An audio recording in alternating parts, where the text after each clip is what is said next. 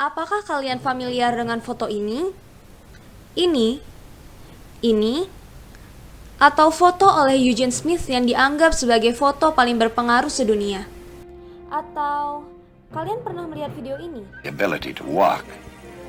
Pernahkah kalian mendengar nama The Dancing Cat Fever, penyakit aneh, atau penyakit Minamata disease. Minamata. Nama Minamata berasal dan dikembangkan berdasarkan nama pulau di Jepang bernama Minamata di prefektur Kumamoto.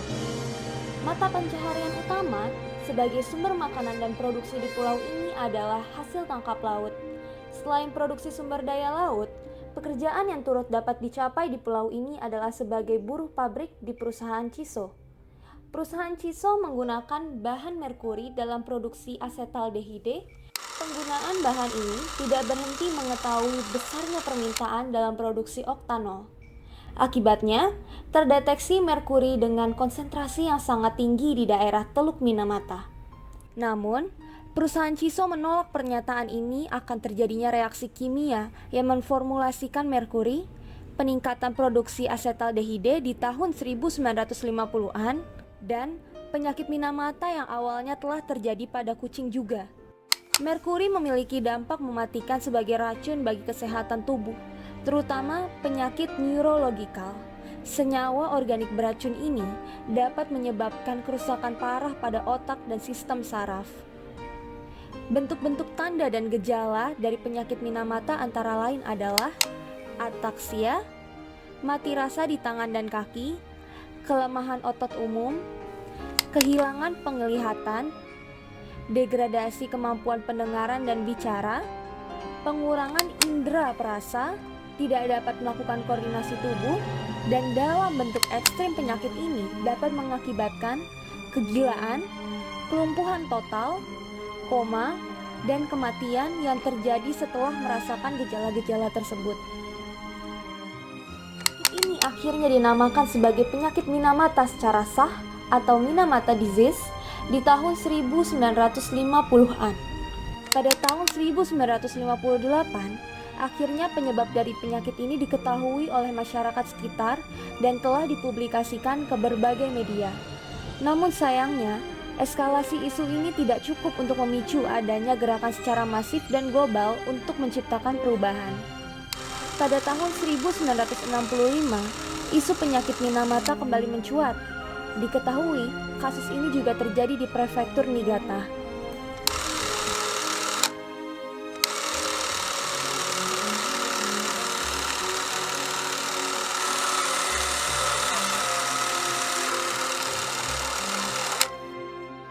Korban Minamata. Merkuri dapat mengkontaminasi berbagai hal. Bila mana berada di air, zat ini dapat mengkontaminasi makhluk hidup di dalamnya, termasuk ikan. Diketahui Minamata adalah sebuah fishing village atau desa dengan mata pencaharian utama hasil nelayan. Makanan protein dasar di wilayah ini adalah ikan, dan mereka sangat bergantung pada konsumsi sumber pangan satu-satunya ini. Dari dasar inilah yang membuat asal-muasal kontaminasi zat merkuri terhadap manusia yang berkelanjutan. Dalam jangka panjang, merkuri tidak hanya akan berdampak pada manusia, namun dapat mematikan kelompok spesies tertentu secara masif dan merusak ekosistem tersebut. Salah satu hal yang membuat naiknya perhatian akan isu ini adalah dampak penyakit tersebut yang bersifat masif, secara sifat dan kuantitas pada anak-anak. Mayoritas korban yang meninggal akibat penyakit ini adalah anak-anak, mulai dari semasa di kandungan maupun pada tahap perkembangannya. Diketahui dampak yang mayoritas terjadi adalah efek kontaminasi methyl mercury pada ibu yang tengah mengandung. Racun ini masuk ke janin dan memberikan dampak cacat yang parah termasuk anggota badan yang keriput, keterbelakangan mental, tuli, dan kebutaan. Epidemi penyakit Minamata yang merupakan akibat dari kejahatan lingkungan ini dapat dimengerti melalui konsep kejahatan lingkungan di buku Rob White berjudul Transnational Environmental Crime Towards an Eco-Global Criminology, yang menyatakan the need to promote discussion and debate within and beyond on the field of criminology about key global environmental issues. Rob White memingkai isu ini membawa keberadaan unsur kausal yang bersifat kesinambungan atau interconnected, disebut dengan efek kupu-kupu. Dalam bahasan konteks mengenai korban, pertama-tama kita harus mengetahui akan aspek apa saja yang mengkonstruksi seseorang untuk mendapatkan status korban dalam kejahatan terhadap lingkungan. Victimhood menyangkut dimensi ruang dan waktu dengan kebiasaan menyangkut aksi dan omisi, serta fitur sosial akan power dan kolektivitas. Sifat viktimisasi kejahatan terhadap lingkungan menekankan penjelasan akan proses sosial aktif yang melibatkan hubungan kekuasaan, dominasi, dan perlawanan.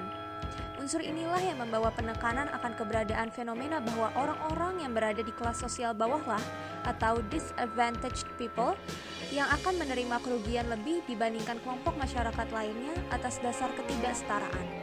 Hal ini juga mendemonstrasikan bahwa pihak yang terlibat dalam viktimisasi lingkungan adalah aktor-aktor yang memiliki power dan kepentingan tertentu seperti korporasi. Hal ini sangat kontekstual dengan kasus penyakit Minamata di mana aktor kejahatan adalah korporasi yakni perusahaan Chiso.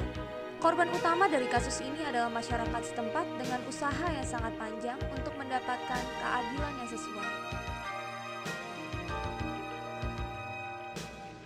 Maka, apakah masyarakat mengetahui keberadaan kejahatan terhadap lingkungan dan dampak yang disebabkan oleh jenis kejahatan ini?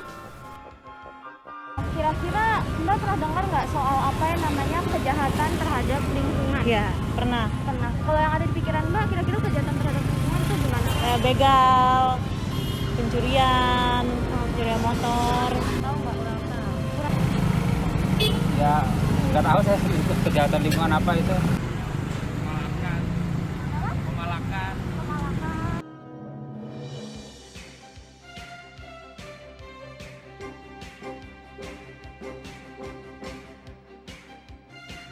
Mencabut tanaman, merusak tanaman. Penebangan alam liar. Oh, penebangan alam liar.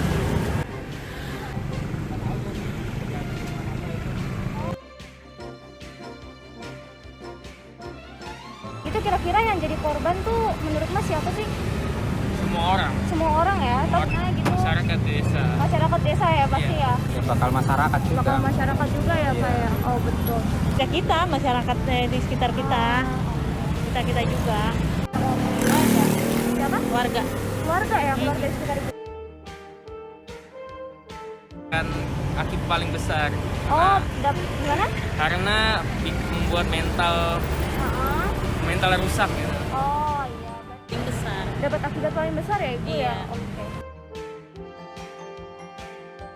Nah, kalau ini ya kayak udah nggak ada kali yang bersih kan, sungai yang bersih, terus juga minuman juga jadi tercemar kan.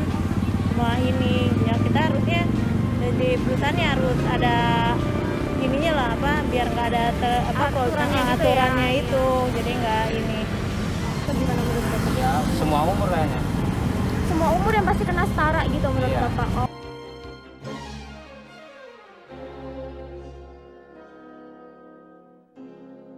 Enggak. Nggak berapa? Enggak, Belum pernah ya? Iya, Kira-kira Belum. Minamata belum pernah ya Pak? Iya. belum. Belum pernah ya Ibu ya? Enggak. Belum pernah ya? Belum pernah. Oh, oke. Jadi belum pernah ya? Serem ya Belum. Mas ya? Serem. Pernah nggak ngeliat Bang? Belum tuh. Belum pernah ya? Belum pernah ya Pak ya? Iya, belum. Belum pernah ya Pak? Oke. Belum. Belum pernah ya Ibu ya? Melalui hasil wawancara yang saya lakukan di sekitar wilayah tempat saya bertinggal, dari jangka umur anak-anak dan dewasa, rata-rata tidak mengetahui apa itu kejahatan terhadap lingkungan. Namun sadar, siapa saja yang akan menjadi korban dari jenis kejahatan terhadap lingkungan setelah dijelaskannya pengertian yang sebenarnya dari jenis kejahatan ini. Mereka menunjukkan concern dan takut. Mengenai Minamata, kebanyakan masyarakat juga belum mengetahui jenis penyakit ini. Hal yang sangat disayangkan mengenai ini pada akhirnya adalah orang-orang di dalam kelas ekonomi menengah ke bawah lah yang akhirnya juga menjadi mayoritas korban akibat jenis kejahatan ini. Epidemi Minamata pertama dan yang terjadi di Niigata kini menjadi bagian dari the 4 Big Pollution Disease of Japan, atau 4 penyakit oleh polusi terbesar di Jepang. Sampai tahun 2001, korban dari penyakit Minamata telah mencapai 2.265 dan 1.784 diantaranya adalah korban meninggal dunia. Minamata dan penyebaran merkuri terjadi di sekitar wilayah Laut Shiranui. Sampai saat ini telah ada pelarangan pengambilan ikan di sekitar wilayah ini, namun tidak menyeluruh. Bahkan, pernah terdapat kebijakan oleh pemerintah bagi nelayan untuk menghancurkan atau mematikan ikan di wilayah tersebut. Namun, mengetahui pergerakan ikan yang tidak dapat diprediksi, keputusan ini belum menjadi kebijakan yang pas. Karena selain tidak sustainable, kebijakan ini juga berdampak pada biodiversity atau keanekaragaman hayati, yang dimaknai sebagai keanekaragaman akan berbagai macam spesies di muka bumi ini. Ancaman terhadap biodiversity atau keanekaragaman hayati pada era kontemporer ini didominasi oleh kejahatan lingkungan transnasional. Tipe kejahatan ini dapat berpengaruh besar secara negatif pada pekerja lokal, residen, begitu pula lingkungan dan hewan. Tiap negara memiliki cara dan regulasinya masing-masing dalam menerapkan keadilan di dalam negaranya. Maka, tindak kejahatan tertentu dan perbuatan kriminal akan dipertanggungjawabkan kepada aktor negara. Dalam kasus Minamata di tahun 1975, 2004, 2010, bahkan sampai saat ini, Mahkamah Agung di Jepang telah memutuskan bahwa pemerintah dan perusahaan Chiso memiliki tanggung jawab dalam kasus polusi industri terburuk di Jepang ini. Secara kompensasi dan pembayaran lainnya dilakukan secara berkelanjutan. Salah satu momentum besar dalam isu ini adalah Menteri Lingkungan Jepang pada masa itu yang bertekuk lutut di depan masyarakat untuk meminta maaf pada korban dari penyakit Minamata. Kembali lagi ke merkuri. Merkuri adalah salah satu jenis logam berat. Merkuri pada masa kini bisa dalam bentuk polusi apa saja, mulai dari polusi air, polusi udara, dan polusi tanah. Zat ini memiliki daya ikat yang sangat tinggi dan tidak dapat terurai. Melalui hasil penelitian di 1959 mengenai penyelidikan Teluk Minamata, konsentrasi tertinggi berpusat di sekitar saluran air limbah pabrik Chiso di pelabuhan Hyakken dan menurun ke laut dengan jelas mengidentifikasikan pabrik sebagai sumber dari kontaminasi tersebut. Polusi begitu berat di mulut saluran air limbah hingga angka 2 kg merkuri terukur tiap per ton sedimen. Tingkat yang secara ekonomi merupakan ukuran yang layak untuk ditambang. Merkuri sebagai polusi adalah agenda yang telah menjadi konsen isu kesehatan global akan lingkungan dan publik. Melalui kasus Minamata, kita sudah mengetahui dampak zat ini dalam pergerakannya di air. Namun, persebaran zat ini juga dapat dilakukan melalui udara atau emisi gas seperti yang sudah dikatakan sebelumnya. Selain itu, kontaminasi zat ini juga dapat menyebar di tanah. Dan bila mana ada ladang atau sawah penghasil sumber daya makanan, bahan makanan tersebut berpotensi akan terkontaminasi zat merkuri. Gerakan dalam menciptakan konvensi Minamata telah dilakukan semenjak tahun 2002 melalui kajian mengenai merkuri oleh UNEP dengan judul Global Mercury Assessment. Di tahun 2009 telah dilaksanakan Intergovernmental Negotiating Committee atau INC sebagai perwujudan agenda global mengenai merkuri dan dampaknya bagi masyarakat internasional. Konvensi Minamata atau Minamata Convention on Mercury atau MCM baru mulai berjalan semenjak bulan Agustus 2017 oleh Perserikatan Bangsa-Bangsa. Hal-hal yang diatur oleh Konvensi Minamata meliputi pengadaan dan perdagangan merkuri dan senyawa merkuri, PESK, di mana diatur mengenai pengelolaan merkuri di pertambangan emas skala kecil, pengendalian emisi dan lepasan merkuri dari industri ke udara, air, dan tanah, penyimpanan stok atau cadangan merkuri dan senyawa merkuri sebagai bahan baku atau tambahan produksi, pengelolaan limbah merkuri dan lahan terkontaminasi merkuri, serta kerjasama internasional dalam pengelolaan bantuan teknis, pendanaan, dan pertukaran informasi. Maka apa saja yang telah dilakukan Indonesia dalam menanggulangi hal ini? Indonesia telah meratifikasi Konvensi Minamata dan mengadopsinya melalui Undang-Undang Nomor 11 Tahun 2017. Selain itu, dengan kepemimpinan Indonesia dalam G20 dan COP4, tahun ini Indonesia dinobatkan sebagai tuan rumah Annual Meeting Minamata Convention dan berhasil menyelenggarakannya secara sukses. Maka, bagaimana pengaruh fenomena Minamata pada media kontemporer masa lampau sampai saat ini?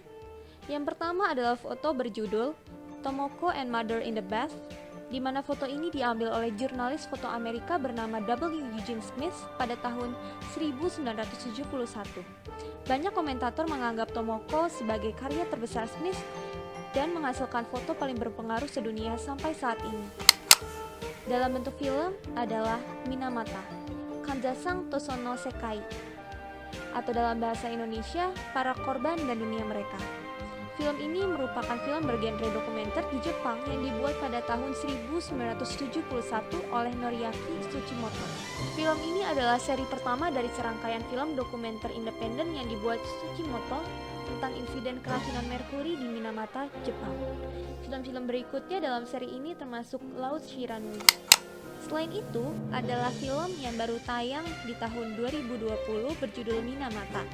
Film ini dibintangi oleh Johnny Depp dan dinyatakan sebagai salah satu karya terbaik Johnny Depp di antara film-film lainnya, di mana Minamata mengambil sudut pandang perspektif oleh W. Eugene Smith dan pengalaman hidupnya mengenai fenomena Minamata. Maka, apa yang bisa dipelajari oleh Indonesia dari kasus ini? Pertama adalah aparat keamanan yang tugasnya menjaga warga, idealnya adalah menjaga warga, bukan melakukan tindakan yang merugikan ataupun merundung warga yang berjuang demi hak keselamatan mereka. Lalu, pihak korban ataupun korporasi seharusnya tidak boleh malu dalam akibat dan aktivitas apapun terkait kerusakan lingkungan. Semakin cepat info ini keluar ke permukaan dan disebarluaskan ke publik, maka semakin efisien dan efektif pula penanggulangannya. Informasi adalah sarana advokasi suatu isu untuk meresolusikan konflik yang ada. Dikutip dari film Minamata, "If you make a voice loud enough, they won't have a chance." Salah satu korban penyakit Minamata yang masih hidup sampai saat ini bernama Sakamoto, di mana ia keracunan methyl mercury semenjak di masa kandungan, tetap semangat dan terus bekerja sebagai aktivis dari kasus Minamata ini. Ia merasa adalah kewajibannya untuk terus menyebarluaskan ke dunia mengenai bahaya merkuri. "There are still so many problems and I want people to know." Dikutip dari Hannigan di tahun 2006, "People power that gives shape to and help construct certain issues as significant or important enough to warrant some kind of state response." Advokasi sebenarnya telah dilakukan semenjak tahun 1960-an. Sampai saat ini, upaya ini terus berlanjut. Begitu pula, usaha-usaha secara transnasional dan internasional dalam membuat jaringan kegiatan aktivis atau gerakan sosial akan isu ini. Usaha ini harus tetap dan terus dilakukan secara berkelanjutan. Minamata disease isn't over. It's not a thing of the past.